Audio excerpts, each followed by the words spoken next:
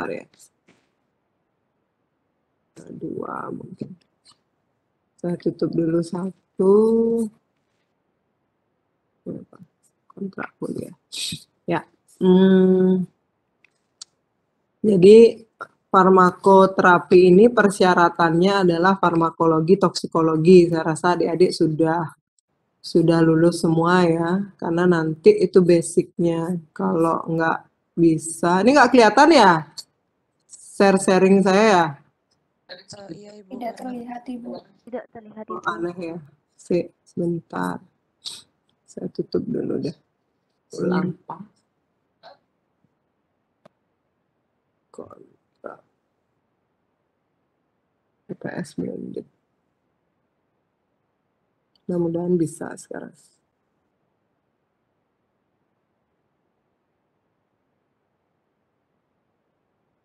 Apa tak?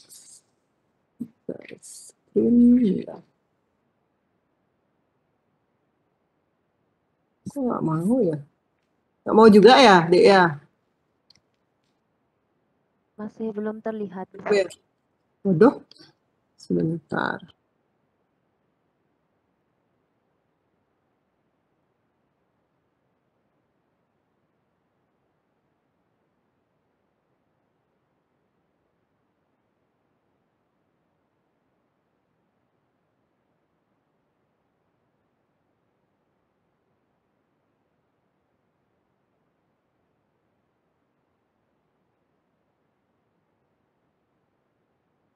Belum terlihat ya?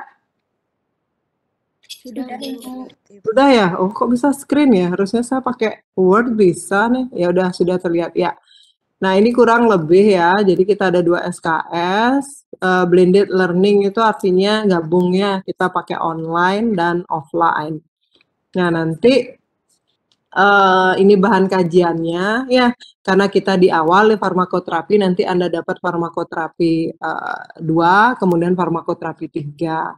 Nah, bersyukur juga ya karena kurikulum baru farmakoterapi menjadi mata kuliah wajib ya, karena kalau kita lihat nanti di UKAI ya, CBT itu hampir 70% materinya adalah farmakoterapi isinya. Nah, jadi nanti diharapkan dengan membawa ini menjadi mata kuliah wajib, ini bisa jadi bekal Anda untuk exit exam di profesi apoteker. Nah, karena ini farmakoterapi 1, ini adalah mata kuliah awal kita belajar farmakoterapi gitu ya. Ya, nanti farmakoterapi itu apa? Nanti coba saya jelaskan sedikit, kita lihat-lihat model contoh soalnya. Nah, nanti yang kita pelajari cakupannya apa dulu di sini ya. Jadi yang pertama adalah secara umum gitu ya, nanti farmakoterapi itu apa, kemudian kenapa kita melakukan farmakoterapi, acuannya apa, guideline-nya apa. Yang jelas di Indonesia kita ada guideline yang kita sebut dengan penggunaan obat rasional atau POR. Nanti kita belajar POR itu apa, cakupannya apa, sehingga nantinya tujuan akhir kita kan sebenarnya CPMK ini adalah memahami berbagai macam tata laksana terapi ya. Nanti berdasarkan penggunaan obat rasional. Sebenarnya kalau farmakoterapi bisa ngasih apa aja, tapi rasional atau enggak, nah itu nanti capaian dari kuliah kita. Ya, nanti bagaimana menyelesaikan ketika kita dihadapkan pada suatu kasus. Nah, ada sebenarnya berbagai macam metode, tapi untuk Anda tataran S1 dengan semester 4, kita cukup pakai dengan SOAP saja ya, subjektif, objektif, assessment, dan plan. Nanti untuk memilihkan terapi yang rasional untuk pasien Anda. Kemudian berikutnya adalah nanti yang penting dalam terapi juga kita harus perhatikan ada nggak interaksi antar obat dengan obat yang kita berikan. Kemudian antar obat dan makanan misalnya, ya, antar obat dan suplemen yang ada. Nah itu nanti kita berikan dasar-dasar interaksi obatnya. Dilanjutkan dengan tata laksana terapi berbagai macam penyakit. Nah, khusus untuk farmakoterapi 1, nanti yang membedakan 1, 2, dan 3 adalah jenis penyakitnya. Ya, nanti semakin naik akan semakin kompleks. Gitu ya. Nah, pada farmakoterapi 1 kita mengambil penyakit-penyakit yang umum ada di komunitas dan umumnya ya. Sebagian besar bisa kita tangani dengan swamedikasi. Itu masih agak istilahnya dalam tanda kutip masih bisa ditangani gitu ya. Kemudian nanti akan naik lagi ke farmakoterapi 2 gitu ya, yang lebih berat lagi gitu ya, yang memerlukan rawat inap seperti itu ya, concern, kemudian komplikasi, prognosis yang luas, naik lagi ke farmakoterapi 3 gitu. Nanti yang membedakan hanyalah grade dari penyakitnya. Nah, ini yang umumnya juga kalau farmakoterapi ini sering sekali terjadi. Nah, itu juga yang menjadi titik tangkap di kita, sehingga di sini kita mulai belajar untuk memilihkan obat ya, terutama untuk swamedikasinya. Oke, kemudian yang terakhir kita akan studi kasus general. Nah, karena ini 3 SKS gitu ya, nanti dua SKS kita dalam satu pertemuan itu kita materi, satu SKS-nya kita akan studi kasus. Nah, studi kasusnya nanti mengacu pada model CBT, UKAI, blueprint dari PSPA Apoteker ya. Jadi nanti nyambung semuanya. Nah, di OASE nanti bisa Anda lihat ya, beberapa materi sudah saya masukkan di sana, misalnya POR itu apa, Anda bisa nonton videonya, ada guideline-nya juga di sini ya, dasar apa namanya, dasar perundang-undangannya juga ada, kemudian PPT-nya juga sudah saya upload, nanti Anda bisa lihat. Pertemuan kedua juga dasar interaksi obat, nanti dengan Bu Ketut. Di sana ada beberapa model drug interaction software ya, namanya drug interaction checker, yang paling terkenal itu adalah Medscape, boleh klik-klik ya, r@lixdrug.com juga. Nah, ini interaksinya dengan apa, jenis interaksinya apa, nanti Anda bisa menentukan bagaimana regimen dari terapi pasien Anda dan seterusnya. Nah, ini sudah. Nah, ini kurang lebih nanti yang kita pelajari ya. Jadi aktivitasnya nanti ada studi kasus kebanyakan ya, di setiap pertemuan, kemudian studi kasus general, ujian tengah semester dan ujian akhir semester. Nah, nanti yang mengajar ada 3, saya, Bu Ketut, dan Bu Febri. Sebentar, saya tutup dulu. Nah, itu mungkin untuk RPS. Nah, untuk kontrak, coba saya lihatkan. Silakan kalau nanti ada pertanyaan langsung ya, adik-adik ya. Boleh diinterupsi. Nah, itu untuk RPS kita. Nah, untuk kontraknya, bentar. Kemudian mau sekarang. Oh, ini berarti lagi bermasalah ini buat saya. Screen dulu.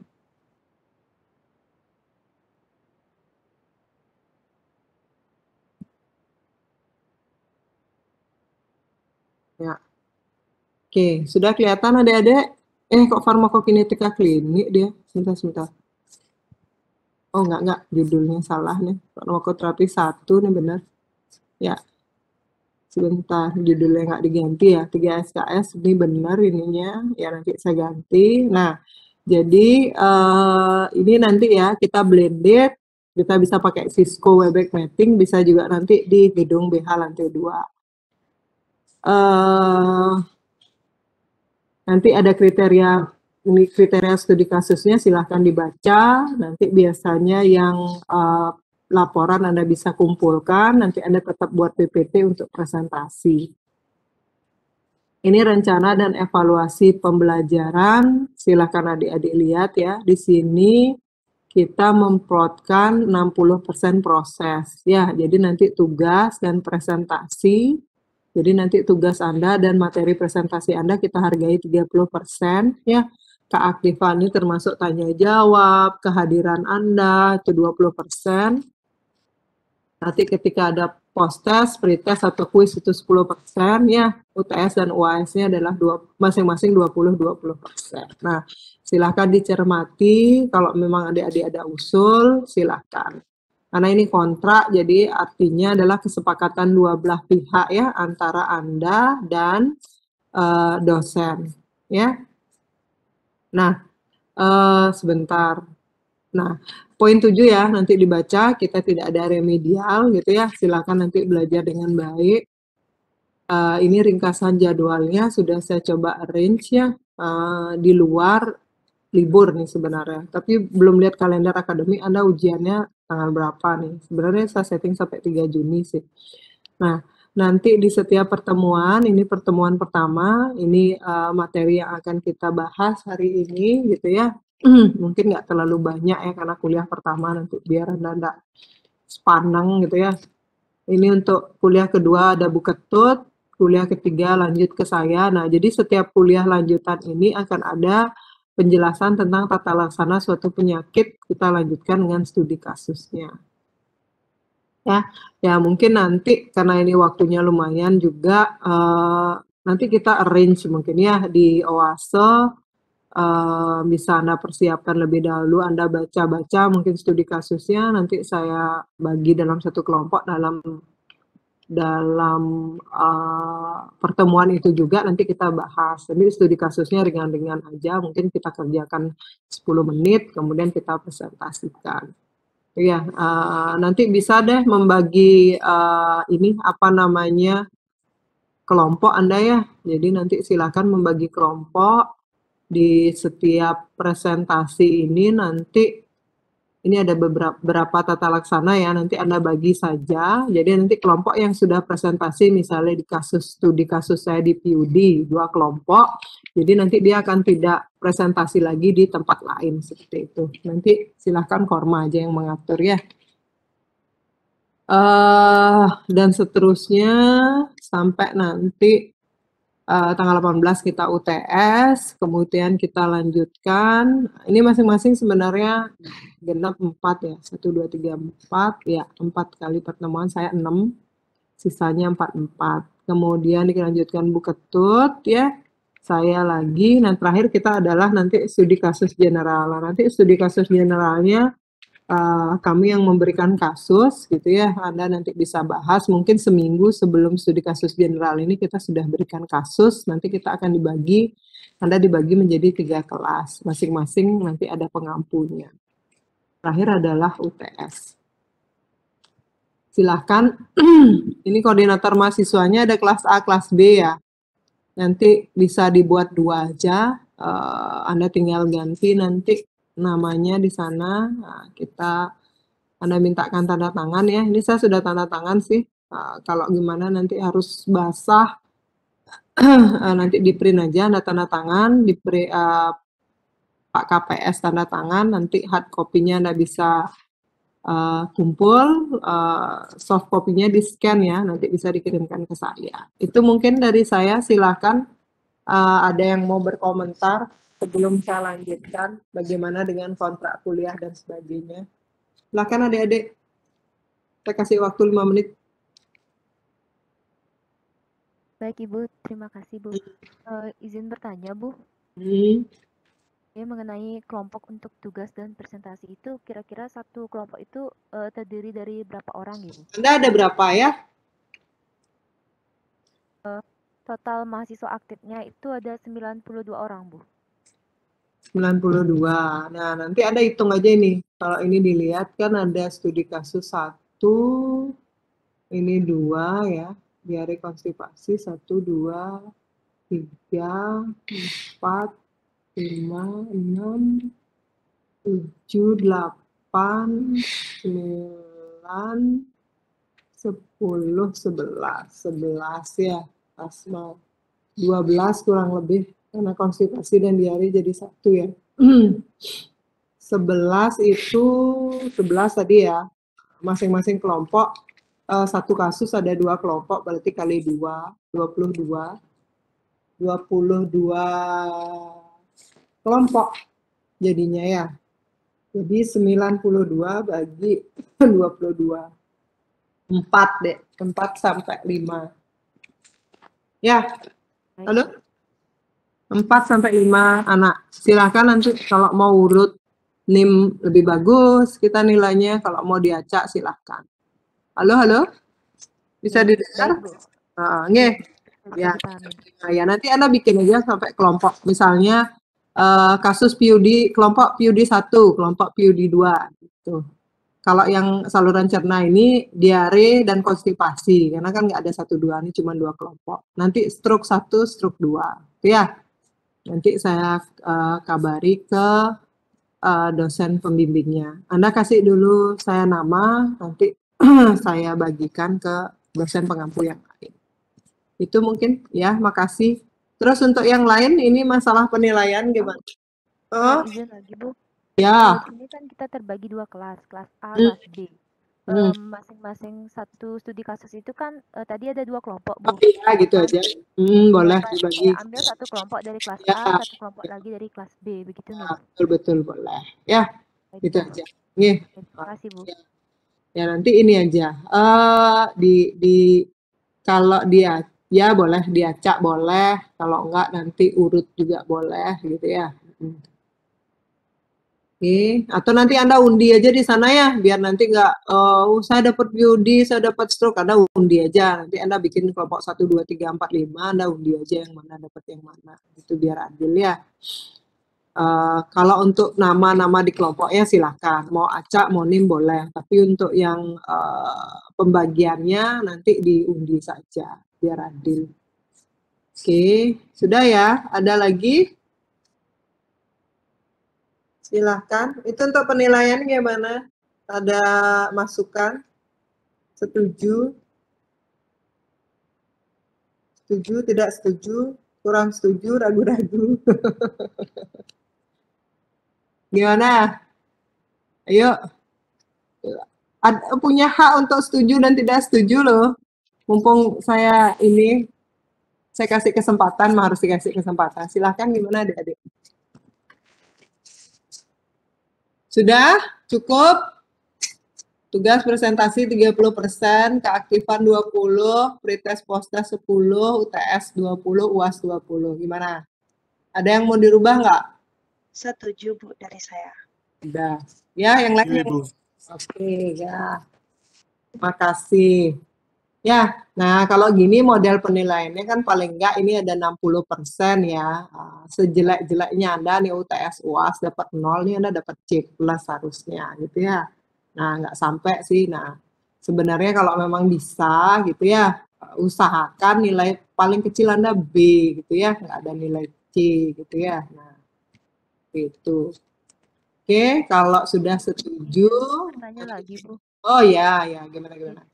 Tadi kan Ibu sempat menjelaskan ada kuliah offline-nya. Kira-kira untuk materi yang mana nih, Bu, yang di offline-kan? Itu. Offline ya. Ya nanti salah satu aja sambil lihat ya. Yang jelas nanti kalau memang yang bisa offline nah studi kasus generalnya ini. Yeah. Saya nggak berani juga nggak berani juga menjanjikan seperti ini kondisinya, tapi nggak berani juga bilang online terus karena arahannya rektor adalah offline. Gini aja, kalau di saya sekali silahkan yang mana Anda, atau misalnya begini, kita mau kuliah-kuliah aja dulu yang mana, misalnya di saya nih, saya kan ada PUD Madiari konstipasi. Ya Bu, ambil aja PUD Madiarinya 2 jam, nanti untuk studi kasusnya 2 jamnya kita offline, itu hari apa, janjian boleh. Itu gimana? Boleh. Gimana adik-adik? Misal gini nih, tanggal 18 ini 18 misalnya saya ambil PUD diare konstipasi jadi 1 nih, 3 SKS. Nanti tanggal 25 kita offline. Gimana? Tapi sambil lihat ada sih yang lain sudah mulai offline belum? Saya mau lihat 2 minggu ke depan nih masih ada Buketut ya. Saya kan lagi 3 minggunya. Nanti kita lihat lagi. Gimana? Nanti kita pas studi kasus aja kita offline gitu. Gimana? Jadi Anda bisa presentasi. Kita bisa diskusi. Oke, itu dulu ya. Iya, baik, Bu. Atau nanti menyesuaikan kalau misalnya ada pas ada kuliah yang memang offline cuma 1 gitu 2 biji biar Anda nggak rugi ke kampus, boleh kabari saya fleksibel aja. Jadi tidak memberatkan Anda lah, biar nggak nanti hari Senin misalnya, oh mata kuliah B offline, Selasa offline lagi 1 biji, jauh-jauh kasihan Anda. Nanti kalau mau sekalian boleh seperti itu. Oke. Itu aja ya. Oke. Baik Bu, terima kasih Bu. Ya, kalian udah divaksin nggak semua nih? Kok saya jadi takut? Udah ya. Oke, karena gini deh, yang sekarang kan SMA udah online lagi kalau nggak salah ya, banyak kasus kalau nggak salah. Ya, kalau sudah vaksin nggak masalah sih saya rasa. Oke, kalau sudah nggak ada pertanyaan lagi, Ibu ke pendahuluan sebentar aja ya, nggak usah lama-lama gitu ya.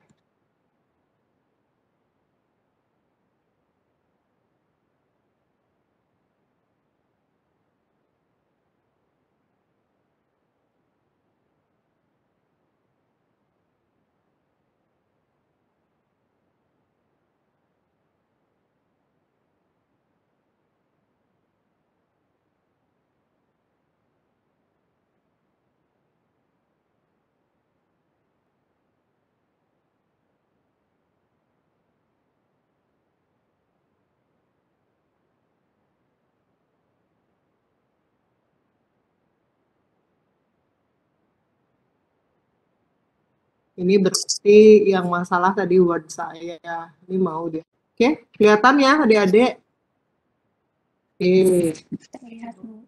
Nah, saya jelaskan sebentar sedikit gitu ya. Tentang farmakoterapi. Mungkin sudah ada yang baca-baca juga gitu ya. Nah, silahkan ada yang mau berkomentar atau yang tahu atau yang misalnya menurut Anda farmakoterapi itu apa sih? Ada yang mau ya, silahkan siapa? Iya Bu, sebelumnya perkenalkan saya Ibu Putu Pramana Marati, NIM 100. Farmakoterapi itu merupakan suatu cabangnya ilmu farmakologi yang pelajari penggunaan obat untuk pencegahan dan pengobatan penyakit Bu. Sekian Bu. Oke, ada lagi yang menambahkan?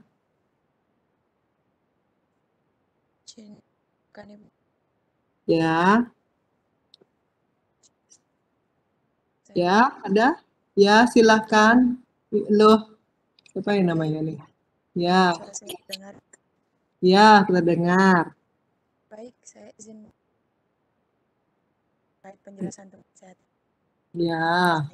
Farmakoterapi itu merupakan suatu pengobatan berdasarkan terhadap terproduksi suatu gejala disertai pengetahuan tentang aksi fisiologi obat yang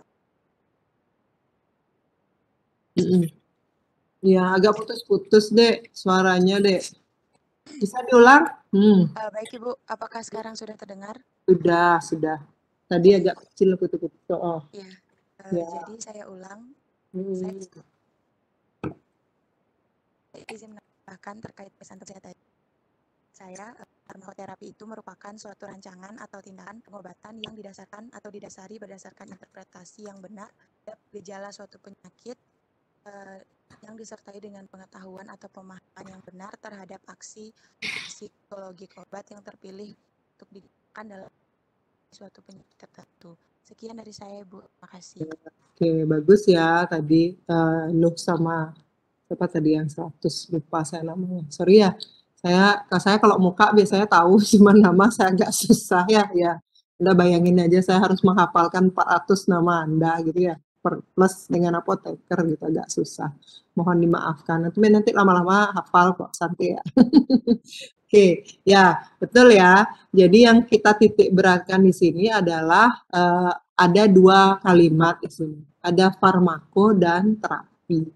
Ya, jadi simpelnya adalah benar tadi ya, farmakoterapi adalah terapi ya atau penyelesaian kasus ya pengobatan pasien dengan obat ya terapi pasien dengan obat karena ada juga terapi yang tidak menggunakan obat yang kita biasanya sebut dengan non farmakologi atau non farmakoterapi ya. Misalnya apa adik-adik? Misalnya apa terapi tanpa obat? Nanti biar ini ditekankan. Farmakoterapi itu adalah terapi dengan obat. Nah, berarti kan ada terapi lain dengan tanpa obat, ya. Nah, kita biasanya sebut dengan non-farmakologi.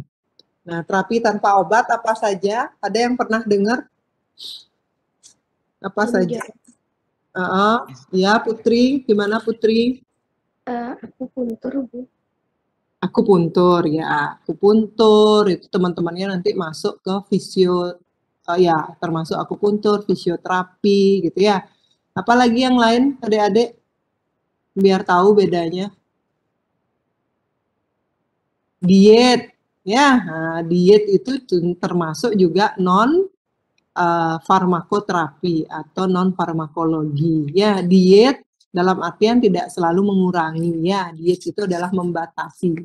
Bisa jadi membatasi dengan mengurangi ataukah menambah. Bisa, komang meditasi bisa, ya. Nah, karena banyak juga sekarang pengobatan alternatif, gitu ya, refleksi, meditasi, nah itu masuk semua ya. Olahraga pun termasuk adalah non-farmakologi. Nah, itu biar Anda tahu ya bedanya. Oke, terima kasih ya adik-adik ya. Nah, outline-nya tadi sudah kita cerita. Farmakoterapi itu apa sih? Nanti definisi dan batasan tadi sudah ya. Batasannya adalah terapi dengan obat. Nah, di luar dengan obat bukan farmakoterapi namanya, itu nanti batasannya. Ya, nah tujuan terapinya nanti yang kita titik beratkan di sini adalah definisi dan batasan dulu ya sebagai dasar. Tujuannya apa sebenarnya? Ya, nah yang kita pakai guideline adalah apa? Dasar pemilihan obat rasional dan bagaimana cara penyelesaian kasusnya dengan SOAP. Nah, ini outline yang kita akan pelajari. Nah, ini tadi sudah ya, sudah dijawab tadi sama Lailoh, yang 100 lupa saya namanya.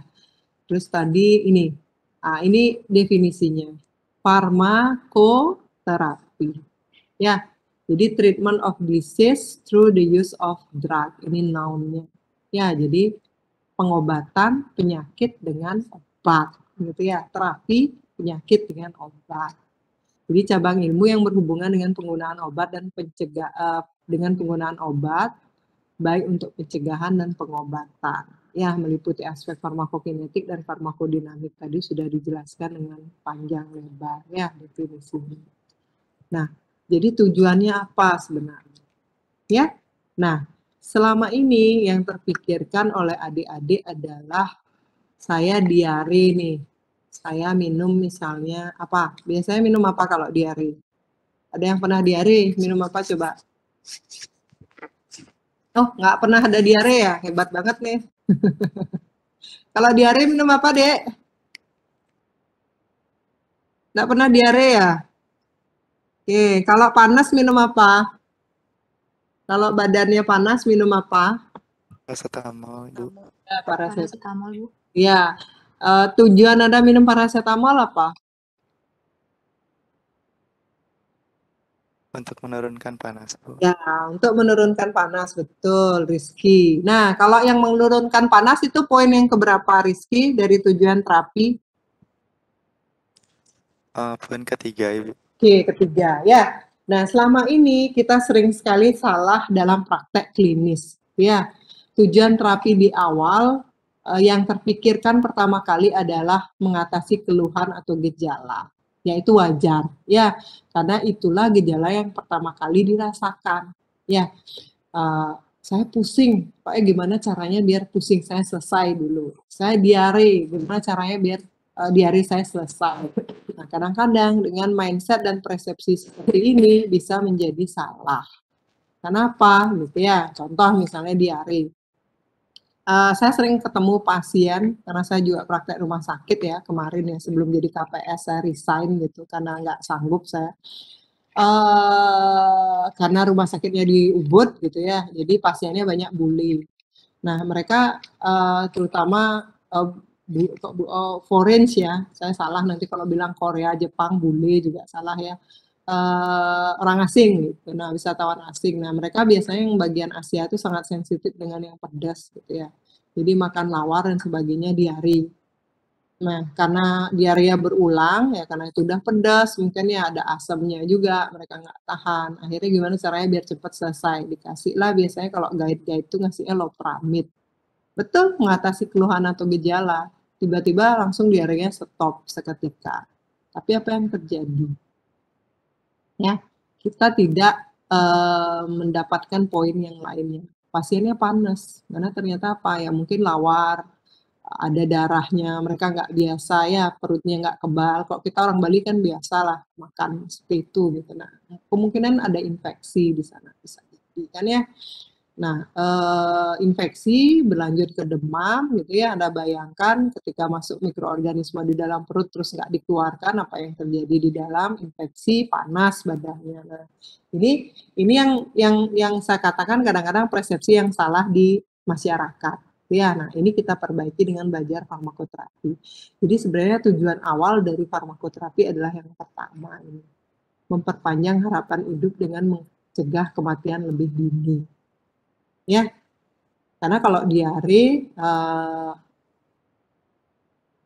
harus ditangani juga dengan baik. Gampang-gampang susah sebenarnya kalau kita bicara tentang penyakit-penyakit yang ada umum ada di farmakoterapi ini gitu ya. Kemudian yang kedua tujuannya adalah memperpanjang kualitas hidup, quality of life. Kalau yang tadi oke, stop diarea tapi ternyata pasiennya panas. Ya, kemudian bisa muntah-muntah gitu ya karena keracunan. Ini nggak memperpanjang kualitas hidup. Mengatasi keluhan betul. Nah, nanti bagaimana jadinya? Ya, kita harus melihat dulu di farmakoterapi ini ya. Apa sih penyebabnya? Makanya nanti kita ada dokumentasi yang kita sebut dengan SOAP tadi. Ya, contoh yang lain lagi. Ketika kita bicara farmakoterapi, misal pasien Anda epilepsi, ya, epilepsi. Ada yang tahu obat epilepsi apa saja? Adik-adik, 1, 2, 3.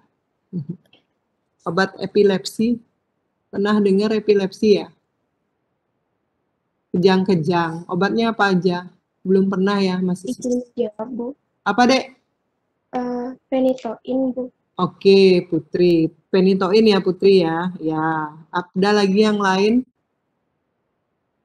Asam valproat. Ya, oke, boleh. Asam valproat. Ya.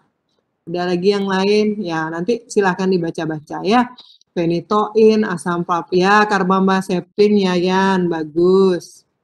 Ya, bagus ya. Nah, first line-nya adalah carbamazepin ya. Diazepam juga boleh, itu siapa tuh dijawab boleh, bagus ya. Oke, ya banyak.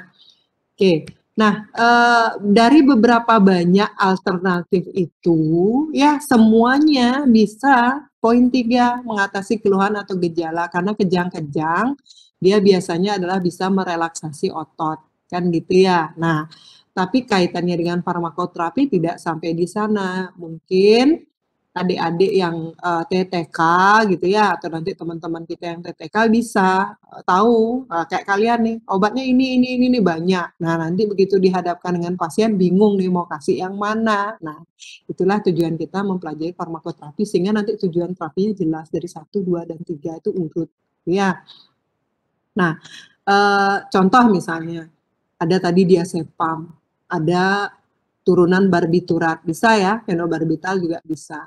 Nah, seringkali di klinis itu banyak terjadi kasus seperti misal terutama di PPK 1 ya, puskesmas. Carbamazepin ini sempat langka.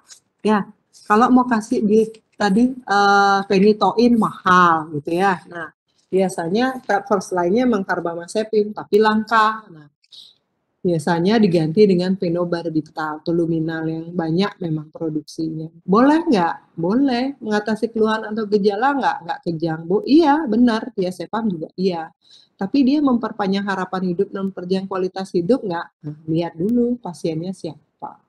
Ya, ketika misalnya pasien Anda ini misalnya seumuran Anda gitu ya, atau masih usia produktif, terus dikasih barbiturat. Apa yang terjadi? Coba Anda bisa bayangkan apa yang terjadi. Nah, ini kan efek sampingnya adalah sedasi ya. pasien Anda lemes, pengen tidur saja. Jadi kualitas hidupnya tidak baik di sana, ya nggak? Harusnya bisa bekerja, bisa jadi misalnya tukang fotokopi, ya, atau misalnya seumuran kalian bisa kuliah dengan baik, ya adanya tidur aja, ya. Nomor 3, iya masuk, tapi memperpanjang kualitas hidup nggak? Tidak. Ya, harapan hidupnya bagaimana nanti ke depan? Ya, sementara mereka tetap harus beraktivitas. Nah, itu salah satu nanti semoga Anda bisa ada bayangan di sini. Ini tujuan kita mempelajari farmakoterapi, tidak hanya sekedar tahu obatnya, ya, tapi kita bisa memilihkan sesuai dengan kondisi pasien. Lah kalau pasiennya sudah tua, susah tidur, boleh pakai barbiturat ya, mungkin boleh, ya, tapi dengan dosis yang rendah, tambahkan yang lain, seperti itu, ya. Itu ya mungkin adik-adik ya. Jelas adik-adik? Kalau sudah saya lanjutkan ya, jadi tujuan terapinya harus jelas. Nanti Anda dihadapkan oleh beberapa macam, karena obatnya banyak. Ya nanti tergantung apa? Tergantung nanti kondisi pasiennya di kasus yang Anda baca. Ya, tadi pakai tadi yang diare pakai loperamid tadi salah Bu? Enggak, karena loperamid juga bisa dipakai untuk diare, karena mekanismenya adalah memperlambat motilitas usus. Jadi kalau ususnya geraknya lambat, otomatis kan keluarnya feses juga melambat. Ya, dia masih tertahan di dalam sehingga lama-lama jadi kental baru keluar, nggak diare. Ya, tapi apakah itu first choice-nya dengan kasus yang ini? Bukan. Gitu ya. Salah nggak? Nggak salah, tapi nggak benar gitu ya. Ya, paham ya? Ya, seperti itu. Nah, farmakoterapi itu gampang-gampang susah, tapi kalau Anda paham nanti enak ya. Begitu Anda praktek biasanya, saya mau pakai obat yang mana? Karena kalau udah masuk ke rumah sakit itu bukan ratusan lagi, obatnya ribuan gitu ya. Jadi nanti Anda bisa memilih. Oke, kalau sampai di sana ada pertanyaan atau sudah jelas, silahkan. Kalau ada yang mau bertanya, diinterupsi saja. Ya, ini sudah jawab-jawab ya. Oke. Ya, ini bagus ini anak-anak aktif ya. Saya suka kalau kayak gini. Nggak tidur Anda di rumah. Oke, ya. Ini ada yang masuk keluar sinyalnya ya. Ya, tadi kita udah cerita ada terapi non farmakologi dan farmakologi ya, atau farmakoterapi dan non farmakoterapi. Ini datangnya dari mana gitu sebenarnya ya. Nah, datangnya adalah secara general ada dua di sini ya. Ada yang kita sebut dengan terapi simptomatis dan terapi kausatif. Simptomatis itu apa? Adalah terapi untuk menghilangkan gejala. Tadi ya, mau pusing, mau panas, itu kita kasih tadi analgetik antipiretik. Ya, sedangkan kausatif di sini adalah terapi-terapi yang kita tujukan untuk penyebabnya. Nah, kayak tadi juga, ya, diare tadi penyebabnya apa sih? Mungkin kita perlu tambahkan yang lain nggak sih, gitu ya. Oh, infeksi, berarti perlu antibiotik di sana ya. Jadi nanti mungkin perlu kombinasi dari terapi sehingga nanti tujuan terapinya tercapai. Ya.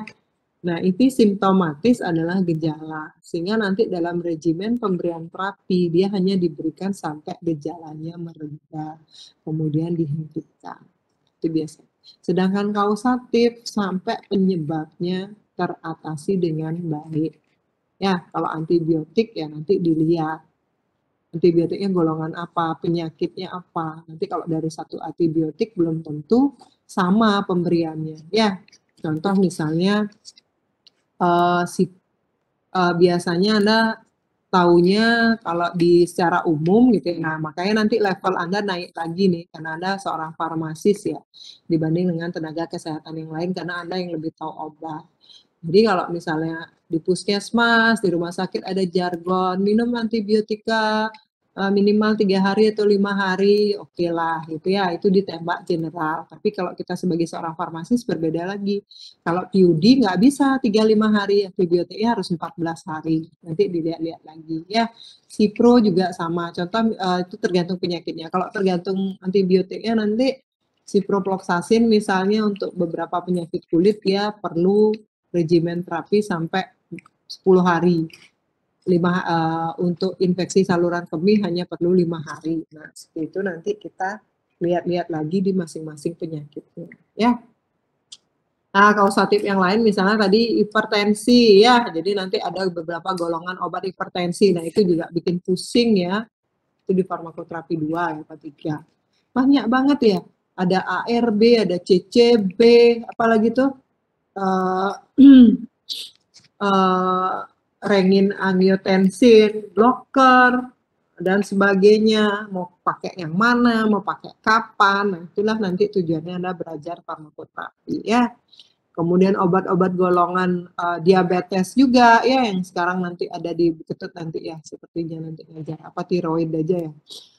Itu juga banyak ya, ada macam-macam, mau dipakai, ada insulin, ada yang apa namanya, alkylating karbon dan sebagainya ya. Glimepirid, glibenclamid, nah itu golongan sulfonylurea, akarbosa, banyak banget ya. Nah, itu nanti dipakai yang mana sehingga nanti farmakoterapinya bisa tercapai optimum ya. Nah, kembali ke tadi farmakoterapi ya. Bagaimana nanti caranya memilih apakah benar obat yang kita pilihkan ini nanti akan memberikan efektivitas yang baik. Gitu ya. Kita di Indonesia berpatokan pada guideline yang kita sebut dengan POR ya, pengobatan penggunaan obat yang rasional. Jadi apa sih dasar pemilihan obat yang rasional? Ini syaratnya ya. Anda bisa memilih obat yang rasional ketika Anda tahu jelas pasiennya kenapa. Ya, kalau dari sisi medis namanya diagnosis ya. Tapi biasanya untuk penyakit-penyakit ringan kita nggak sampai ke diagnosis. Mungkin kita bisa pakai anamnese ya. Anamnese itu adalah perkiraan. Ya, kira-kira ini pasiennya kenapa berdasarkan informasi yang kita gali berdasarkan data medis yang Anda baca. Ya, itu memang yang paling tepat diagnosis. Ya, kedua, Anda punya pengetahuan dasar patofisiologi penyakit yang kuat, jadi bisa nanti memberikan obat rasional. Jadi, Ibu sempat cerita di atas, syaratnya adalah harus lulus farmakologi dan toksikologi. Itu ya, jadi harus kuat di sana, bisa nanti lanjutkan memilihkan obat. Ya, kemudian yang terakhir adalah pengetahuan farmakologi dasar, tadi ya, biokimia obat, metabolit, dan kimia. Misalnya nih, konsepnya captopril itu berapa sih ya? Ada yang tahu konsepnya captopril? Kemudian kinetika dia gimana sih di dalam tubuh ya? Interaksinya dengan siapa gitu ya? Captopril itu berinteraksi dengan makanan ya. Kemudian onsetnya berapa? Onsetnya 20 menit. Onset itu artinya apa? Ada yang ingat adik-adik onset artinya apa? Onset? Ada yang ingat onset? Farmakologi? Onset apa adik? Ada yang ingat? Izin Ibu. Oh. Onset itu adalah reaksi atau waktu dari paparan dengan timbulnya gejala atau gambaran klinisnya, Bu. Reaksi waktu ya. Oke, waktu ya. Patokannya waktu ya, Kadek, betul. Waktu di mana suatu obat memberikan efek ya atau reaksi pada tubuh dihitung dari pertama kali dipaparkan. Ya. Jadi kalau kita cerita captopril itu onsetnya 20 menit. Jadi berarti dari Anda minum sampai berefek itu 20 menit. Ya, waktu untuk obat bereaksi oke, boleh. Jadi patokannya waktu ya. Jadi apa nanti manifestasinya ketika kita tahu kinetika ya di sana? Berarti dia berinteraksi dengan makanan. Onsetnya 20 menit ya. Jadi paling tidak perlu waktu sekitar 20 menit sebelum dia perlu waktu 20 menit dari minum kemudian dia bereaksi Ya, jadi paling tidak perlu waktu sekarang untuk segera makan itu paling tidak harus menjeda 20 menit ya. Jadi minum obatnya dulu 20 menit kemudian paling cepat itu baru bisa makan. Ya, karena kita sudah memprediksikan onsetnya. Tuh. Jadi nanti ini gabungan semua ya. Anda sudah belajar farmakologi, toksikologi, nanti biokimia, farmakokinetika sekarang juga ya.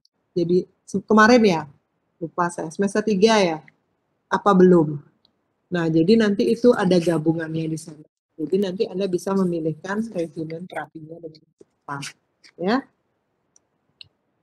Oke, ini syaratnya. Kemudian kita lanjut dulu ya, waktu di mana saat obat bereaksi. Oke. Ya. Nah, apa itu penggunaan obat yang rasional? Begitu ya, adik-adik ya. Oke, ini ya.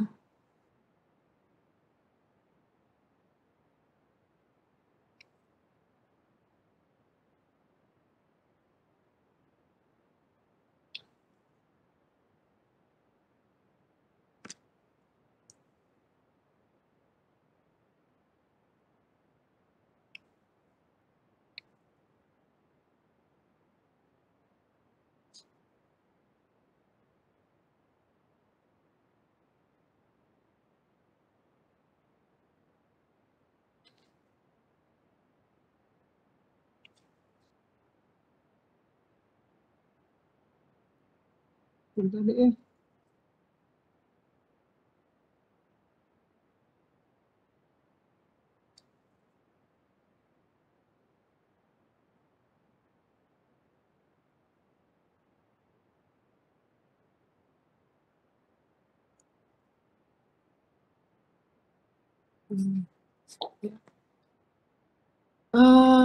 Nah, penggunaan obat rasional mungkin udah sering adik-adik baca ya.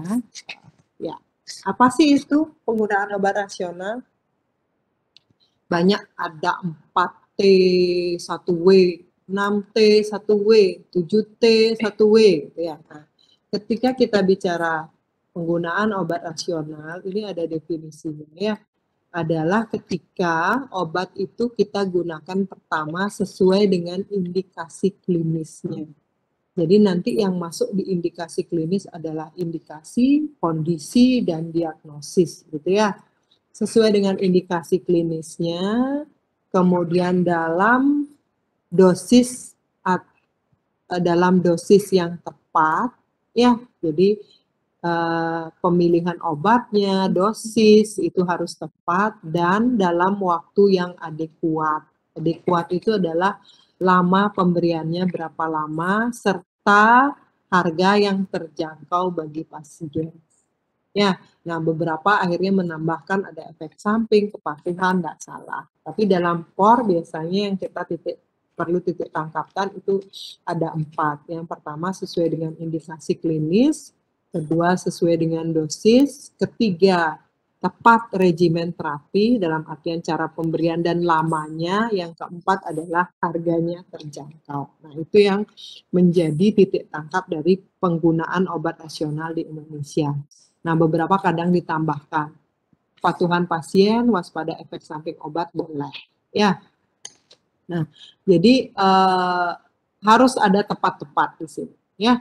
Indikasinya, bagaimana tahu indikasinya tepat, menilai kondisi pasien. Kemudian bisa dari diagnosis atau ini bisa balik indikasi penilaian kondisi ke diagnosis boleh.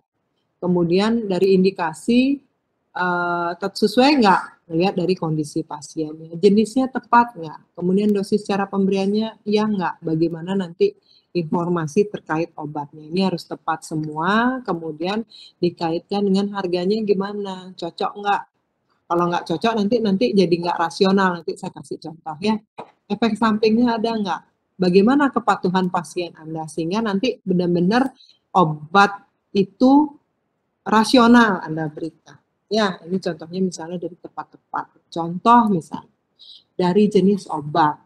Pasien Anda ini lansia, ya, ke apotek misalnya, minta diberikan obat untuk asam lambung. biasanya sudah biasa minum antacid, ya. Nah, kemudian Anda disuruh memilihkan, ya. Anda pilihkan apa? Boleh antacid. Nah, bentuk sediaannya apa kira-kira? Di apotek banyak ya, yang biasanya diiklankan ada Promah gitu ya. Kemudian ada beberapa juga yang sirup gitu ya. Ada beberapa juga yang cuma ada 2 ya, tablet dan sirup. Nah, kalau dari sana mau ya, betul Aisyah. Dari sana yang mau dipilihkan yang mana, adik-adik? Kira-kira dengan kondisi pasien Anda. Silahkan dijawab. Ya, sirup. Silakan Dewi, kenapa sirup? Ya, ada yang mau jelaskan sirup? Izin menjawab, Bu, karena pasiennya sudah lansia, jadi ada kemungkinan bahwa dia akan susah untuk mengunyah, Bu. Jadi lebih baik dipilihkan yang bisa langsung minum. Oke, ya bagus ya jawabannya. Ya, itu ya salah satu, itu basic tapi kadang-kadang terlupakan oleh Anda. Oh, dewasa udah kasih aja Promah. Ya, belum tentu juga lansia ya. Kadang-kadang ibu-ibu juga giginya nggak bisa ngunyah gitu ya. Jadi Anda harus assessment dulu gitu ya. Karena kalau kebanyakan memang obat untuk mah itu harus dikunyah lebih dahulu. Oke, bagus ya adik-adik ya.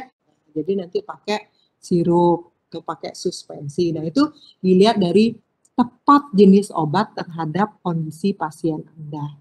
Ya. Nah, yang sering juga dipraktek di klinik yang terlupakan, kalau obat oral, obat salep itu gampang Anda ngasih informasi ya tentang regimen terapi. Nah, yang sering terjadi gitu ya, yang biasanya juga pasien Indonesia sangat jarang tanyakan gitu ya. Yang lebih banyak biasanya kalau Anda udah ketemu pasien wisatawan asing, Anda biasanya kelimpungannya, terutama untuk antibiotika karena mereka aware banget terhadap antibiotika ya, takut resistensi. Yang sering sekali ditanyakan ketika menggunakan tetes mata atau tetes lenga, mereka akan menanyakan sampai kapan saya pakai. Nah, tidak akan pernah di resep dokter itu ada keterangan mau sampai kapan. Nah, kalau misalnya antibiotik Anda gampang aja ngomong sampai habis.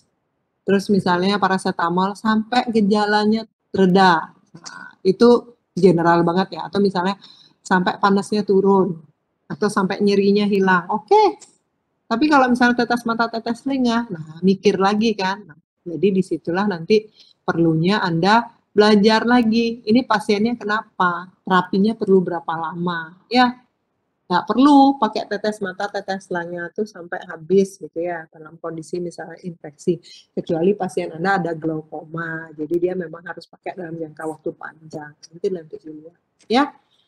Kemudian terkait kepatuhan pasien misalnya, Ibu contohkan. Penting nggak Bu? Oh penting banget gitu ya. Contoh misalnya. Pasien Anda diabetes. Ya, jadi tapi aktivitasnya sangat padat gitu ya. Terus dokter meresepkan misalnya apa? The Queen of Diabetic apa? Obat lini pertama pengobatan diabetik apa, Dek? Saya mau tanya aja nih, udah inget ya? Diabetes apa?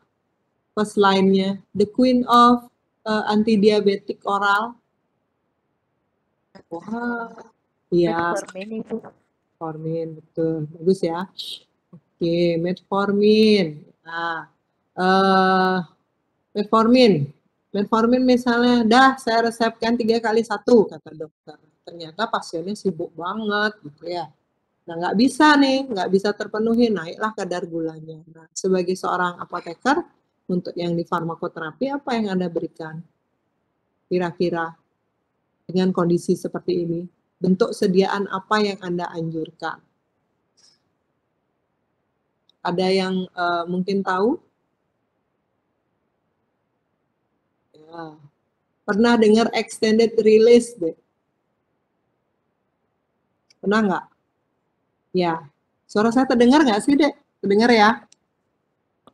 Kadang-kadang kalau panas laptopnya agak-agak dia. Oke. Ya, jadi extended release ya, obat dalam bentuk sediaan yang diformulasikan ya, memiliki T setengah yang panjang ya. Dan juga bisa extended ya, dikeluarkan perlahan-lahan. Jadi nanti kalau teks tengahnya panjang, dia durasi dalam darahnya panjang, jadi bisa dipakai sekali sehari. Nah, jadi nanti terkaitan kepatuhan pasien bisa diganti dengan bentuk sediaan obat yang lain. Ya, nah itu pengobatan yang rasional. Harga juga ya, banyak sekali kasus misalnya pasien menebus obat. Harganya mahal adik-adik ya. Jadi yang terjadi apa? Ya saya tebus dulu setengah gitu ya. Misalnya antibiotik dapat apa ya yang mahal ya? Levofloxacin. Ya, iya, oke levo. Atau apa lagi mahalnya? Ya levo lah, levo yang branded gitu. Mahal ya.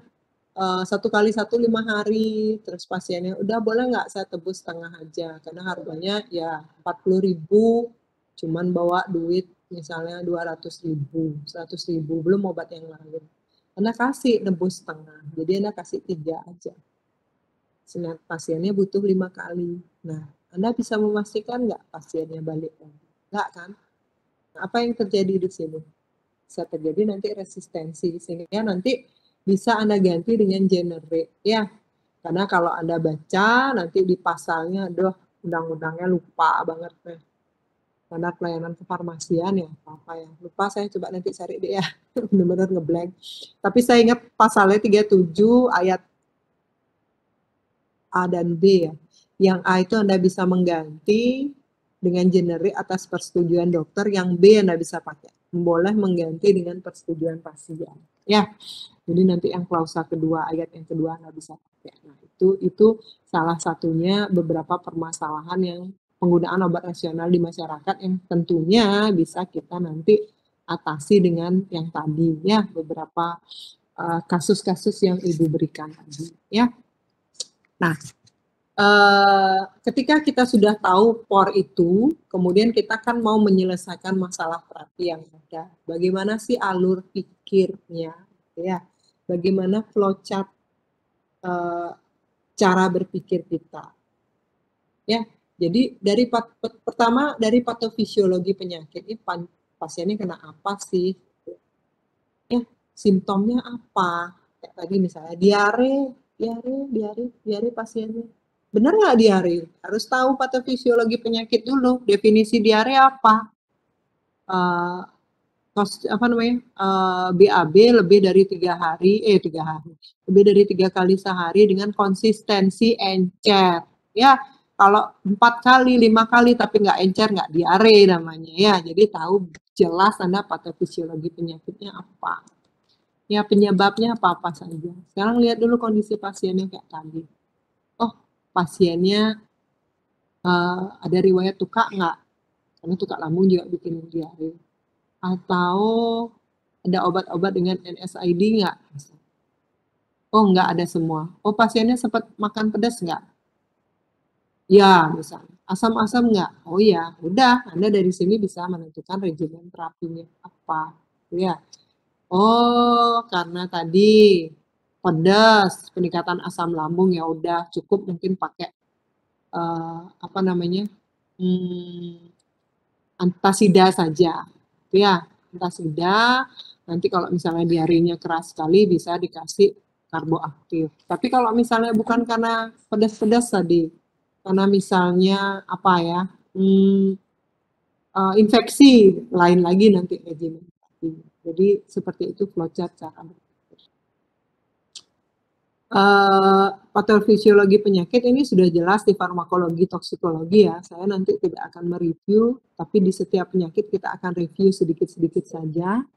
Nah, bagaimana menilai kondisi pasiennya? Ini ada beberapa chart yang bisa Anda pakai guideline untuk menilai kondisi pasiennya. Misalnya umur, ya. Apakah pediatri, apakah geriatri. Misalnya nih, pasien geriatri mengeluh konstipasi. Ya, sebenarnya wajar pada umur-umur itu terjadi konstipasi. Jadi mungkin untuk pengobatan tidak perlu spesifik ya. Bisa jadi hanya perlu non farmakologi, misalnya serat. kemudian olahraga, seperti itu ya. Silakan di-review. Kemudian genetiknya, ada nggak genetik yang mempengaruhi? Ya, misalnya metabolisme dari obat yang Anda berikan. Lingkungannya gimana? Apakah merokok, minum alkohol, tadi businessman, businesswoman, ya, sehingga nanti bisa minumkan. Kemudian riwayat pengobatan sebelumnya. Apakah ada vaksin, ada nggak pakai obat yang lainnya, ya. Karena sering banget di komunitas terutama itu salah kaprah ya. Kalau sakit, panas, itu bukan paracetamol yang diberikan, itu diberikan cisunir. Nah, mungkin dalam persepsi mereka pakai paracetamol gitu ya. Kasih sekarang lagi 4 jam panas, kasih lagi panas, ternyata setelah cisunir jadi hilang panasnya. Mungkin pas itu panasnya ada infeksi kebetulan gitu ya.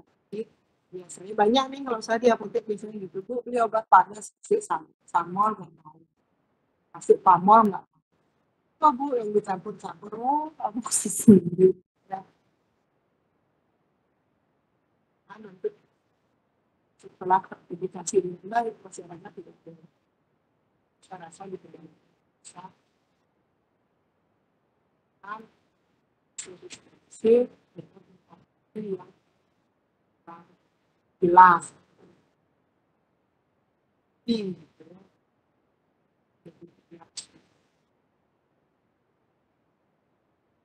Apa review kondisi pasien ini?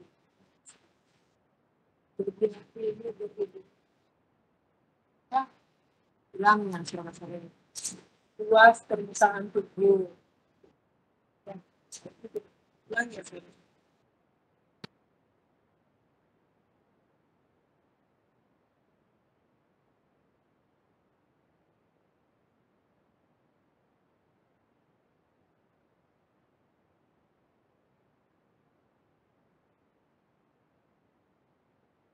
Oke, masih terus nggak? Jadi ikut satu device lagi. Sih ya, adik-adik ya. Saya pakai HP. Si suaranya ya hilang ya. Udah agak lebih jelas, Bu. Saya pakai HP saja. Oke. Ya.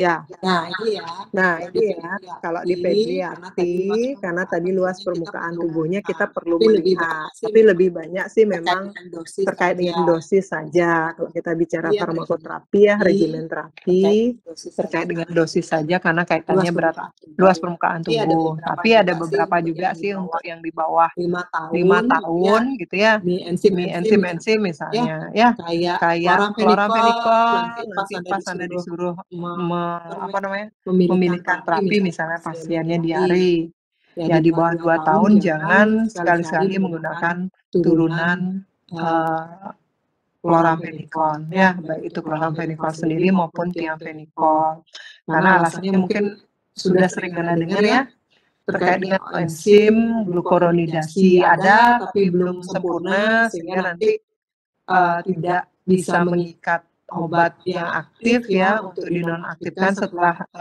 kan dia berikatan dengan dia berikatan dengan reseptor untuk membunuh bakteri gitu ya. Nah, sisanya aktif kan harus dinonaktifkan dan dikonjugasi dengan glukuronidasi menjadi bentuk aktif dikeluarkan. Nah, pada pasien-pasien pediatri di bawah umur 2 tahun, enzim ini tidak bekerja dengan baik. Sehingga yang terjadi apa? Akumulasi di dalam badan, terjadilah baby Gray syndrome. Kalau Anda pernah dengarnya, jadi ini tidak boleh. Nah, itu nanti perlu diperhatikan juga, harus direview pasien kita yang mana. Ya, kemudian harus dilihat juga untuk obat-obat yang diekspresikan di ginjal gitu ya. Kemudian untuk geriatri gimana? Ya hampir sama sebenarnya ya. Kalau di geriatri itu ada semua, tapi mengalami penurunan fungsi. Ya, Contohnya nih albumin, di posisi distribusi albuminnya sudah sedikit kalau orang tua. Jadi dosisnya harus dikecilkan karena albumin ini tujuannya adalah mengikat obat-obat aktif. Ya, jadi kalau dalam tubuh nggak semua diikat reseptor, sisanya harus diikat. Ya, nanti semakin sedikit albuminnya, jadi kemungkinan toksisitasnya menjadi semakin besar. Ya, sehingga perlu juga dilihat kalau geriatri berapa nih harus di-adjustment dosisnya nanti ya. Begitu juga dengan fungsi ginjal yang sudah menurun, clearance-nya nanti dilihat. Sehingga ada beberapa klausa-klausa yang perlu kita perhatikan juga ketika kita memberikan obat. Ya. Nah, itu mungkin sedikit tentang review bagaimana penggunaan obat rasional bersamaan dengan flowchart bagaimana Anda memilihkan obatnya. Ya, apa hal-hal yang perlu Anda perhatikan. Ya, juga tadi riwayat pengobatan sebelumnya, ada obat-obatan yang pernah diminum nggak, gitu ya. Sekarang dalam posisi minum apa, gitu. Kita harus tahu, jangan sampai nanti ada interaksi. Ya, contoh misalnya, punya obat panas nggak di rumah, Bu? Nggak punya gitu, karena ternyata ada di rumahnya yang pasiennya tahu obat panas itu paracetamol, ternyata dia punya di rumah ibuprofen gitu ya, terus Anda kasih paracetamol gitu ya, terus pasiennya di rumah juga diminum ibuprofennya. Nah, model-model seperti itu nanti perlu Anda pastikan kembali ya. Atau pasien diabetes dia minum suplemen yang lain, kita nggak tahu juga, itu juga harus diperhatikan. Ya, bila perlu, jadi nanti pasiennya dimintai keterangan gitu ya, dimintakan informasi apa aja yang ada gitu ya di rumahnya, bagaimana cara mereka minum, itu juga perlu jelas. Nah, setelah kita memahami apa yang kita sebut dengan penggunaan obat yang rasional, gitu ya, kita akan mencoba menyelesaikan gitu ya suatu kasus farmakoterapi melalui step yang kita sebut dengan SOAP. Ya, muaranya adalah terakhir dokumentasi. Ya, dokumentasi sangat penting di dalam praktek klinis ya, karena nanti itu akan menjadi track record dari pengobatan pasien Anda. Kalau drug medication list ya, bahasa Indonesianya kok saya lupa. PMR ya, Patient Medication Record. Nah, itu agak sedikit berbeda dengan rekam medis. Nah, tapi biasanya Patient Medication Record akan ada di rekam medis. Ya, menjadi bagian kecil dari rekam medisnya. Nah, rekam medis itu adalah pegangan general untuk semua tenaga kesehatan yang merawat pasien. Nah, biasanya khusus untuk farmasi sendiri, di tempat praktek mereka punya yang namanya Patient Medication Record. Ya, nanti kalau Anda praktek di klinik gitu ya, di komunitas, Anda harus punya Patient Medication Record. Nah, Patient Medication Record ini juga biasanya kita pakai dokumentasi yang bisa kita hitung sebagai SKP praktek ya, karena setiap 5 tahun kita harus memperpanjang sertifikat kompetensi kita untuk bisa praktek. Nah, salah satu syaratnya adalah pendidikan. Nah, pendidikan itu bisa kita ambil dari praktek tadi, dokumentasinya. Oke? Sebentar ya, ada undangan.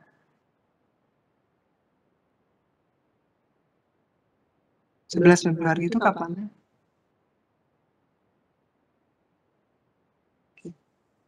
Oke, listing.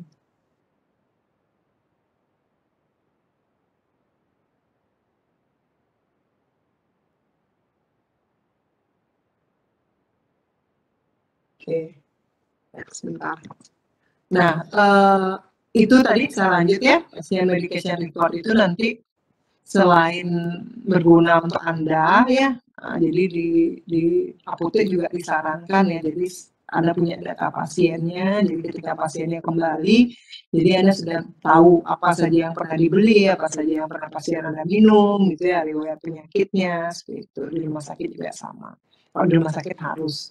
Nah, Dokumentasi dari farmakoterapi intervention yang kita sebut ini ada macam-macam sebenarnya. Ada SOAP, kemudian ada juga AAFS ya, kalau saya nggak salah itu berdasarkan kasus saja langsung kita tangani. Gitu ya. Kalau yang ini ada tatarannya sangat general, bisa juga dipraktekkan untuk anak-anak medis di grade Anda di S1-nya. Nah, SOAP tidak hanya digunakan oleh farmasis, tapi juga teman-teman di kedokteran, perawat, dan sebagainya. Ya.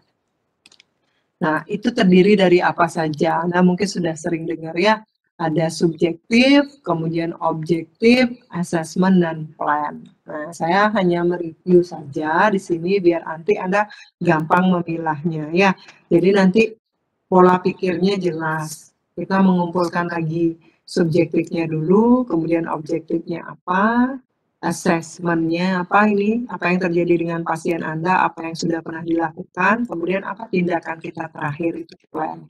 Nah, itu harus didokumentasikan. Ya, sehingga besok ketika pasiennya datang dengan keluhan yang sama atau berbeda, kita sudah pernah melihat, kita sudah ada riwayat sebelumnya, sehingga kita bisa menganamnesa lebih jelas lagi.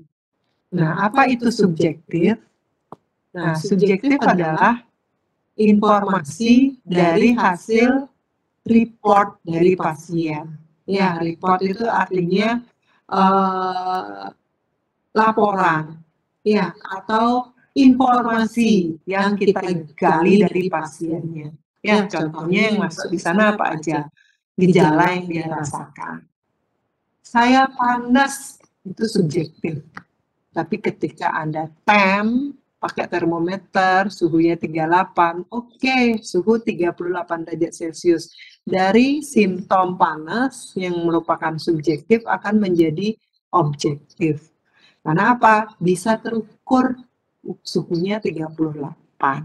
Ya, itu yang kita sebut dengan subjektif dan objektif. Kemudian, apa pengobatan yang telah dicoba dilakukan? Ini kan report, kita nggak tahu benar atau enggak pasiennya, jadi masih subjektif. Sama misalnya saya, oh yang ini saya ini aja nih anaknya baik nih, padahal baru ketemu sekali, itu subjektif banget gitu ya. Tapi setelah berteman lama tahu seperti apa sifatnya, baru bisa nanti objektif gitu ya. Ini treatmentnya apa saja. Kemudian medication use, oh sudah di rumah saya sudah pakai itu obat penghilang nyeri gitu misalnya. Penurun panas kayak tadi itu ternyata bukan paracetamol, amoxicillin. Jadi nanti subjektif ini bisa menjadi objektif ketika bisa dipastikan, ya obatnya apa gitu saya. Paracetamol, oh oke, betul, jadi benar nanti akan jadi objektif. Kemudian efek samping yang terjadi. Nah, ini juga terbatas report pasien. Kalau misalnya diare saya encer. Nah, encernya pasien dengan encernya yang memang pemeriksaan kan berbeda. Sehingga nanti subjektif ini bisa dilanjutkan dengan penegakan sehingga menjadi objektif. Ya. Jadi data-data ini adalah non-reproducible data. Artinya apa? Data yang dalam tanda kutip belum bisa kita percaya, ya, karena informasinya berdasarkan dari interpretasi pasien, ya, dan recall of the past event. Bisa jadi pasiennya lupa ingat, oh iya kayaknya, gitu ya. Nah, jadi belum bisa kita gunakan sebagai data acuan, tapi tetap kita harus masukkan sebagai bahan pertimbangan. Ya, kemudian apa itu objektif? Nah, kuning. Objektif adalah informasi, ya, baik dalam bentuk fisik, eksaminasi dari fisik, pemeriksaan fisik kayak tadi, ngetem 38, oke, panas, objektifnya panas, suhu 38 derajat Celcius, ya.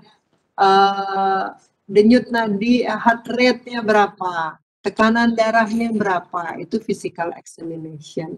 Pupilnya gimana, dilatasi dan sebagainya, itu physical.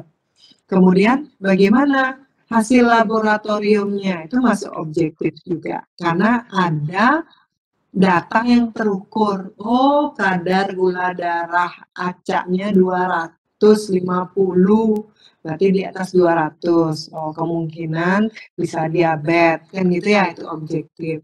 Kemudian diagnosis dari dokter, itu kita masukkan objektif. Ya. Kemudian medikasi obat-obatannya apa saja yang memang dibawa atau memang terrecord jelas. Jadi inilah nanti pentingnya pasien medication record dan rekam medis itu. Jadi dia akan bisa masuk objektif karena sudah terdata di sana. Ya. Dan farmasi profile informasi yang tadi, pasien medication record-nya. Nah, objective data are measurable dan reproducible, ya, bisa terukur dan jelas, gitu ya, bisa dipertanggungjawabkan. Suhunya berapa? 38 derajat. Nah, itu yang kita sebut dengan objektif atau yang nanti kita masukkan dalam data objektif yang bisa kita pakai guideline untuk assessment. Ya, sehingga Anda mengumpulkan subjektif dan objektif, disinilah kita menyimpulkan ya assessment-nya. Ya, pasien kita kenapa sih? Kemudian apa sih yang sudah pernah dilakukan? Diagnosisnya apa saja sih? Ya. Jadi a complete description of the problem. Ya.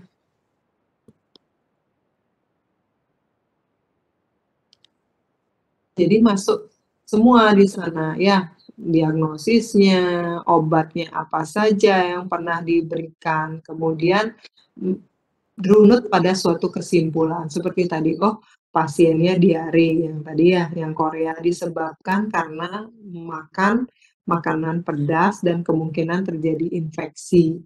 Obat yang pernah diberikan adalah Loperamide. Pasiennya panas, suhunya 38 derajat Celcius, ya. Nah, jadi kesimpulannya diare yang disebabkan karena kesalahan makan, itu misalnya. Ya, itu. Nanti plannya apa? Ya, rekomendasi yang kita butuhkan.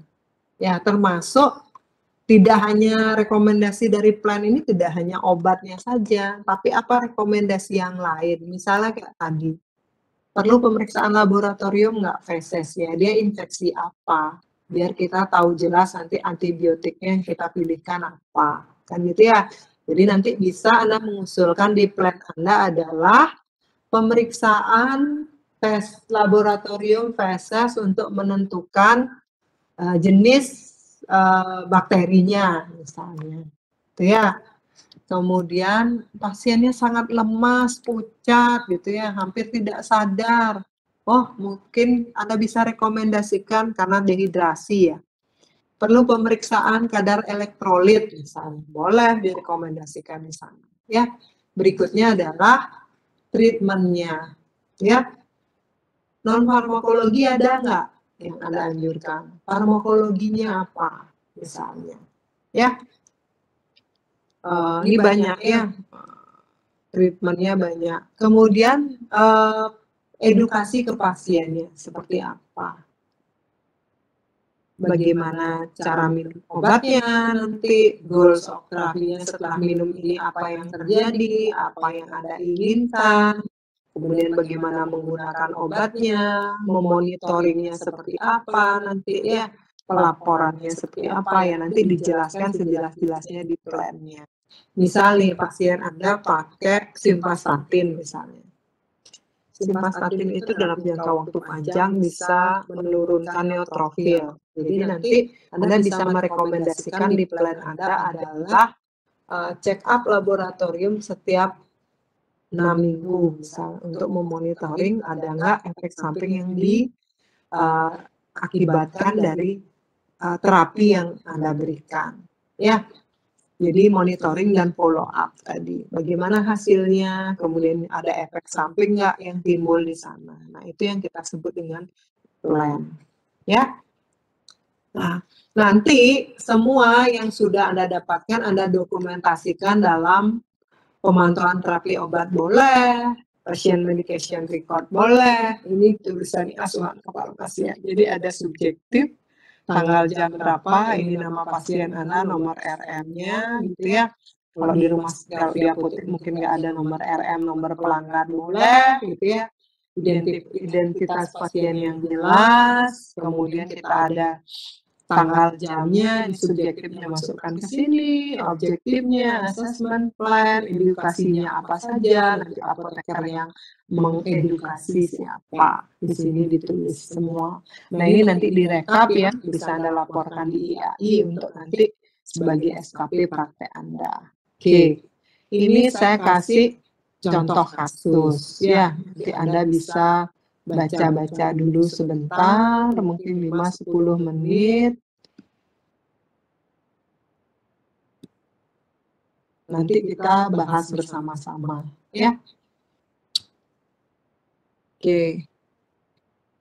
Ada pasien 75 tahun, rawat inap, keluhan utamanya adalah anoreksia ya. Mual, muntah, kemudian apa ini ya? Lemas, sakit kepala ya. Riwayat penyakit sekarang, mengeluh mual, muntah, tidak mau makan, lemah dan sakit kepala. Riwayat penyakit tahan dulu, gagal jantung, sudah 2 tahun, gagal ginjal kronis, riwayat keluarga sosialnya tinggal bersama anak bungsu, suami meninggal, riwayat pengobatan digoxin ya, 250 ini terkait dengan gagal jantung kognitif, ya karena udah kongesif gagal jantung dia tambahkan furosemid di sini. Ada untuk gagal ginjal kronisnya. Ini contoh kasus.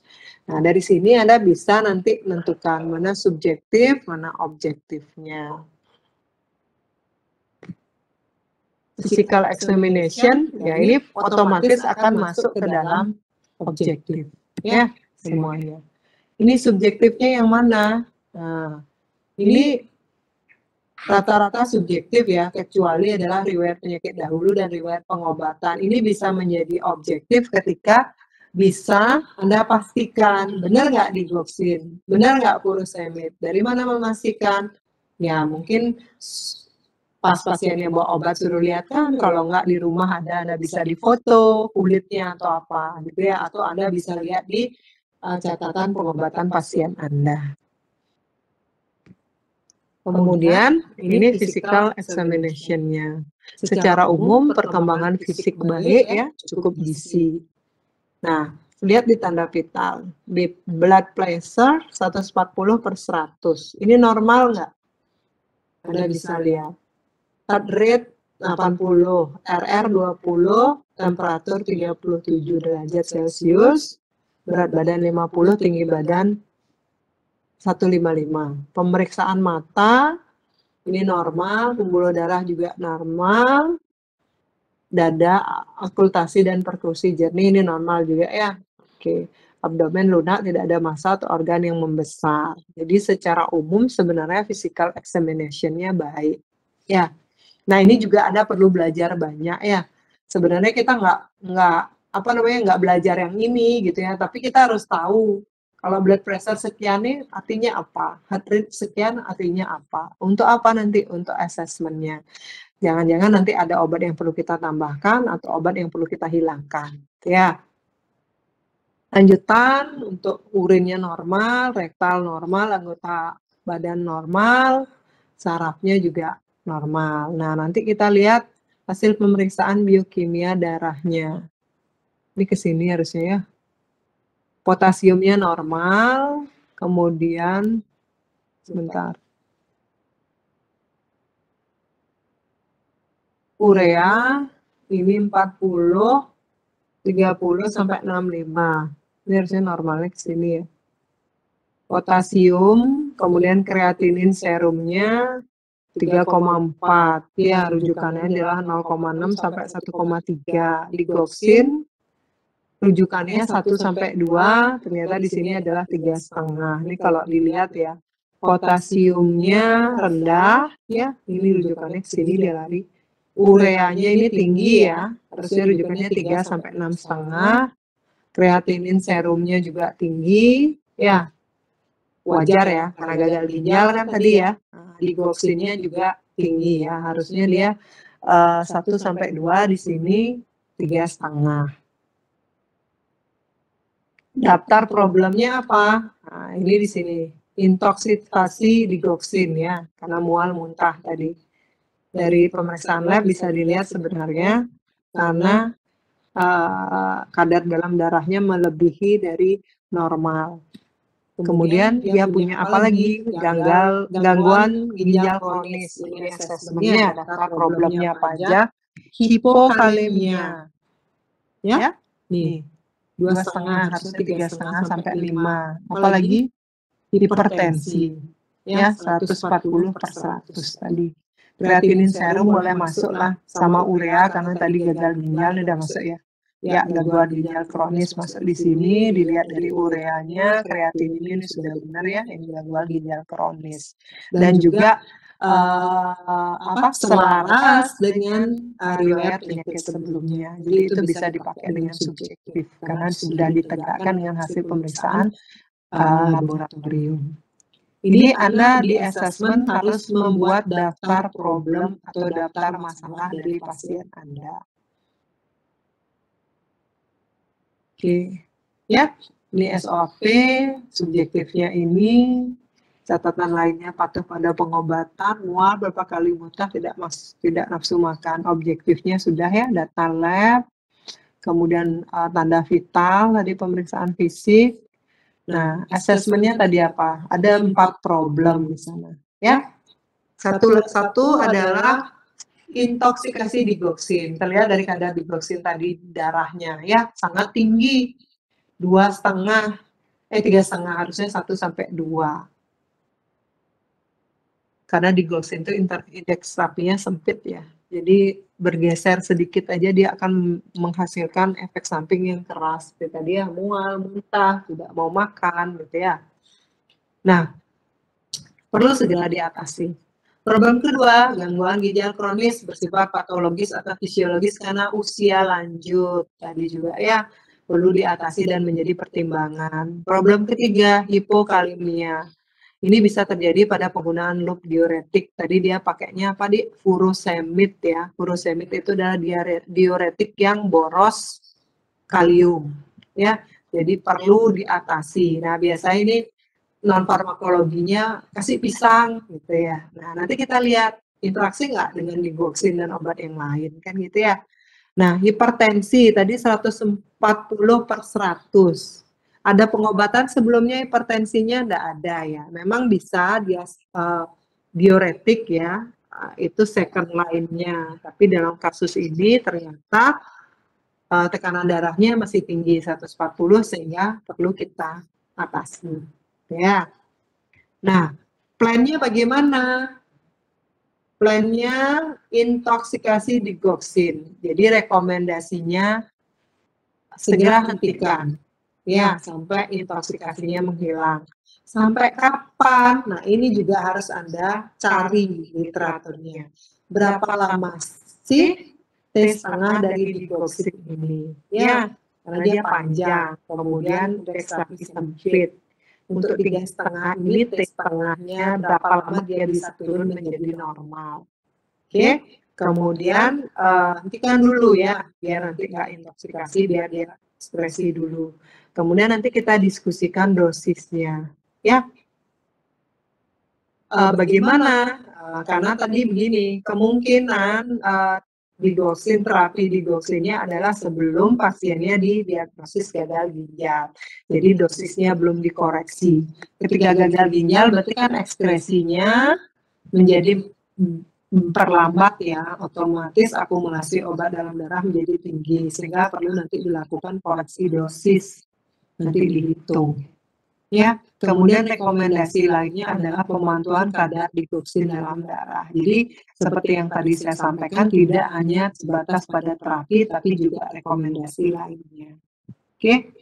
Ya, nanti kalau misalnya ada pertanyaan silahkan diinterupsi ya. Ini untuk kasus pertama saya jelaskan. Kemudian nanti next pertemuan berikutnya biar Anda bisa ada bayangan bagaimana sih menyelesaikan suatu kasus dengan lengkap. Ya, problem yang kedua di sini ya. Ada apa tadi? Gangguan ginjal kronis. Ya, diskusikan dengan dokter mengenai kondisi ginjal sebagai pertimbangan dosis yang diberikan. Jadi ini sebenarnya bisa dihitung ya, di farmakokinetik kita sudah belajar ya. Dihitung kemudian sesuai dengan berapa sih clearance-nya terakhir tadi ada serum kreatinin di sana ya. Nanti Anda bisa menghitung berapa nanti penyesuaian dosisnya. Jadi rekomendasi untuk terapi gagal ginjal itu adalah memang diuretik kuat ya, karena sudah gagal ginjal di sini. Jadi alternatifnya tadi furosemid. Furosemid itu boros kalium. Jadi mungkin mau diganti hidroklortiasid ya, golongan HCT atau spironolakton nanti ya. Tapi kalau spironolakton memang dia tidak kuat. Ya, jadi memang yang kuat itu adalah furosemid atau hidroklortiasid. Dosisnya berapa? Karena ini sudah gagal ginjal ya, jadi perlu memang sampai UDEM gitu ya. Nah, jadi nanti rekomendasi untuk pemantauan fungsi ginjalnya secara rutin. Karena tadi ada juga problem hipokalemia. Ya. Nah, karena di sini memang tidak bisa kita rekomendasikan spironolakton karena ini kasusnya adalah gagal ginjal ya. Jadi gagal ginjal sudah kronis juga ya, otomatis memang harus pakai diuretik yang kuat. Nah, satu-satunya cara untuk mengatasi problem ketiga adalah memberikan suplemen kalsium dalam bentuk preparat kalium. Ya, biasanya nama obatnya saya lupa ya.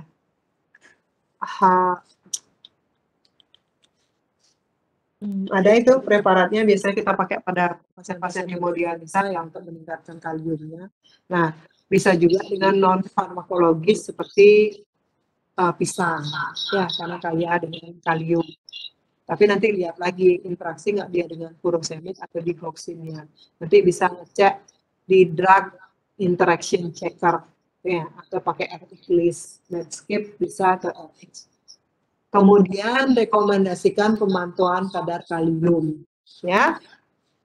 Karena kalau hipokalemia sangat berbahaya. Ada yang tahu apa yang terjadi ketika pasien Anda hipokalemia? Ada yang bisa jawab? Silakan. Apa yang terjadi kalau pasiennya hipokalemia, adik-adik? Gimana bahayanya?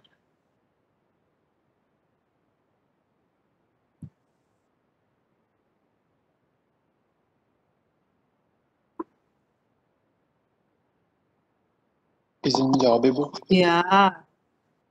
Jadi sebelumnya perkenalkan nama saya Dewa Juliango Purnama M19. Ketika pasien mengalami hipokalemia itu kan berarti ion kaliumnya yang berkurang. Jadi terjadi risiko pasien mengalami aritmia Ibu. Karena di jantungnya itu kan perlu seperti konduksi sinyal listriknya itu Ibu. Ya. Sehingga itu resikonya. Iya, apalagi sudah gagal jantung ya. Iya Ibu. Berat jadi. Oke, ya bagus ya, Julio. Jadi itu ya. Jadi memang pemantauan kadar kalium dalam darah itu sangat penting untuk kita lakukan. Ya, juga rekomendasi dari preparat kalium. Nanti deh kalau saya udah ingat apa ya namanya, kok lupa saya. Itu ada biasanya kalau pasien saya hemodialisa itu satu paket dikasih ya. Nah, hipertensi, nah tadi belum ya.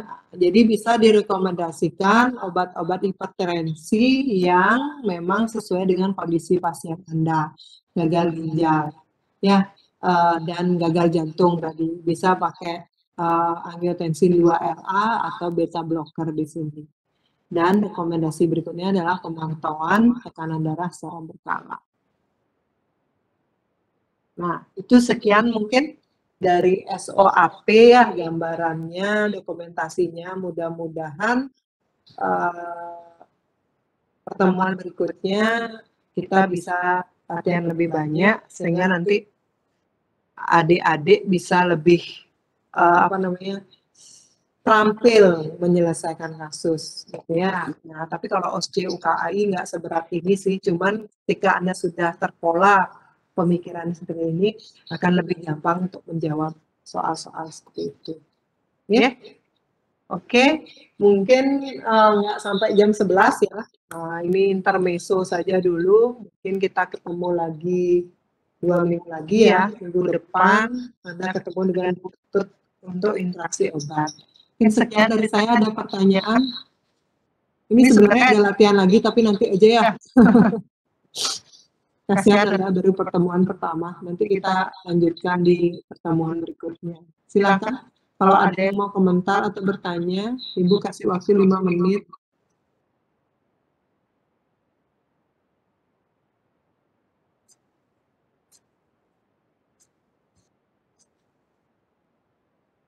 Oke, adik-adik, ada pertanyaan? Ini sudah baik ya, sudah aktif sekali, mohon dipertahankan nanti ya. Tidak hanya dengan saya, nanti sama Bu Ketut, Bu Febi, ya.